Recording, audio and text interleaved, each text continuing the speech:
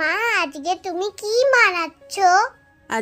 আজকে আমি দারুণ একটা টিফিন বানাবো, যে একবার এটা খাবে সে বারবার খেতে চাইবে। আসসালামু আলাইকুম, চলে এলাম দারুণ একটা টিফিনের রেসিপি নিয়ে। চলুন তবে শুরু করা যাক। তো টিফিনটি বানানোর জন্য আমি এইরকম নদীর কিছু মাছ নিয়েছি। এই মাছ ছাড়া অন্য যে কোনো ছোট মাছ দিয়ে আপনারা এই রেসিপিটি বানাতে পারবেন। তো মাছের মধ্যে দিয়ে দিলাম একটু লবণ, একটু লঙ্কার গুঁড়ো, একটু হলুদ গুঁড়ো, একটু জিরে গুঁড়ো, একটু গরম মশলার গুঁড়ো আর এক টুকরো পাতিলেবুর রস। তো মাছের সাথে মশলাগুলোকে খুব ভালো করে মাখিয়ে নেব।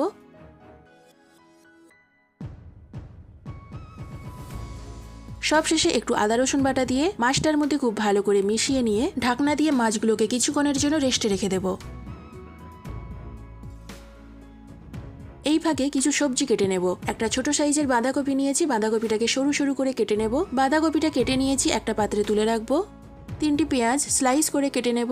পেঁয়াজটাও কেটে নিয়েছি, বাঁধাকপির মধ্যে দিয়ে দেব। 7টি কাঁচা লঙ্কা কুচি কুচি করে কেটে নেব। কাঁচা লঙ্কা কুচিটাও বাঁধাকপির মধ্যে দিয়ে দেব। আর দিয়ে দেব একটু লবণ, একটু হলুদ গুঁড়ো, একটু লঙ্কার গুঁড়ো আর একটু চাট মশলা। তো মশলাগুলো দিয়ে বাঁধাকপিটাকে একটু হাত দিয়ে চটকিয়ে নেব। এরপর ঢাকনা দিয়ে কিছুক্ষণ রেখে দেব। তো দেখুন, যেহেতু লবণ ছিল তাই বাঁধাকপিটা অনেকটা নরম হয়ে গেছে, বাঁধাকপির একটু জলও বেরিয়েছে।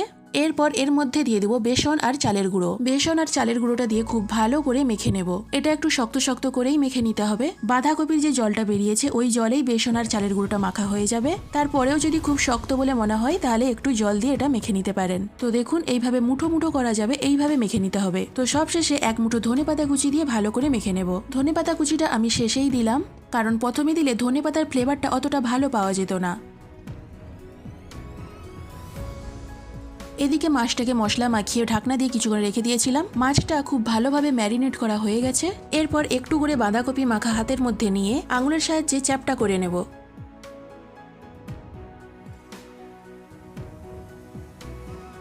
এরপর মাঝখানে একটা করে মশলা মাখানো মাছ দিয়ে মাছটাকে খুব ভালো করে কভার করে নেব। আর দুই হাতের সাহায্যে এটাকে একটু মাছের মতো করে শেপ দিয়ে দেব। আমি জাস্ট আপনাদেরকে দেখানোর জন্য ভেতরে একটা মাছ দিলাম। আপনারা চাইলে একটা, দুটো, তিনটে, চারটে যে যার পছন্দ অনুযায়ী মাছটা দেবেন। এর পরেরটা আমি দুটো মাছ দিয়ে বানাবো। অনেকে হয়তো মনে করবেন এইভাবে ভেতরে কাঁচা মাছ দিয়ে বানালে মাছের যে একটা গন্ধ থাকে সেই গন্ধটার জন্য এটা খেতে একদমই ভালো লাগবে না। এটা একদমই নয়। মাছগুলো প্রথমেই লেবুর রস, সব রকমের মশলা দিয়ে ম্যারিনেট করে রাখার জন্য মাছের যে একটা গন্ধ থাকে সেটা একদমই চলে গেছে।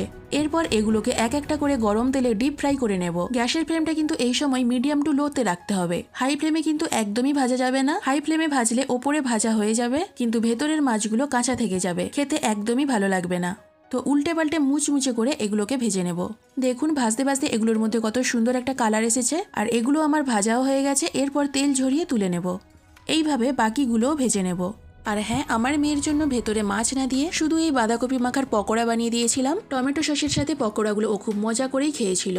তো ভাজতে ভাজতেই অলরেডি আমি দুটো তিনটে খেয়ে নিয়েছি। খেতে দারুণ হয়েছে, তবে যেগুলোর মধ্যে মাছের পরিমাণ একটু বেশি আছে সেগুলো খেতে আরো বেশি ভালো লেগেছে। তাই শেষে যেগুলো বানিয়েছি এগুলোতে মাছের পরিমাণটা বেশি করে দিয়েছি, মানে ভেতরে 3টে 4টে করে মাছ দিয়েছি। বাঁধাকপি দিয়ে বানিয়েছি বলে ওপরটাও খেতে খুব ভালো লেগেছে, আবার ভেতরের মাছগুলোও খেতে দারুণ লেগেছে। এক কথায় ফাটাফাটি একটি রেসিপি। এগুলো বিকেলে চায়ের টিফিনে বা সন্ধ্যের টিফিনে খেতে কিন্তু দারুণ লাগবে। এগুলো দেখতেও যেমন লোভনীয়, খেতেও তেমন অসাধারণ। তো সবগুলো আমার ভাজা হয়ে গেছে।